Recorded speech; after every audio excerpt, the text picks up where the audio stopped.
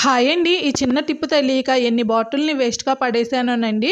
ఇక నుంచి ఎప్పుడూ కూడాను ఒక బాటిల్ కూడాను వేస్ట్ చేయను. మీరు కూడాను బాటిల్‌ని వేస్ట్ చేయకుండా ఇలా ఇంట్లోకి యూజ్ అయ్యే విధంగా ఫాలో అయిపోండి. ముందుగా బాటిల్ పైన ఉన్న లేబుల్‌నయితే రిమూవ్ చేసేసుకొని, బాటిల్ పైన ఉన్న మార్క్స్ ఉంటాయి కదా!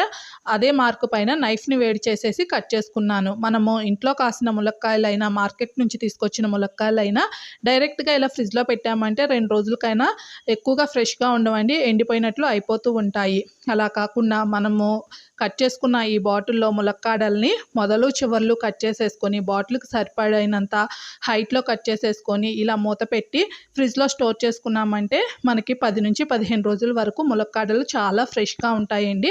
మనకు కావాల్సినప్పుడు సాంబార్‌లోకి ములక్కాడ కర్రీ ఇలా ఎప్పుడైనా వండుకోవచ్చు. ఇంకా మీకు ములక్కాడ పైన ఉన్న కలర్ కూడాను కొంచెం కూడా చేంజ్ అవ్వకుండా ఫ్రెష్‌గా ఉండాలంటే న్యూస్ పేపర్‌ని ఇలా రోల్ చేసి పెట్టుకున్నారంటే బాగా యూజ్ అవుతుంది. టిప్ నచ్చితే లైక్ చేసి మన ఛానల్‌ని సబ్స్క్రైబ్ చేసి సపోర్ట్ చేయండి. Thank you.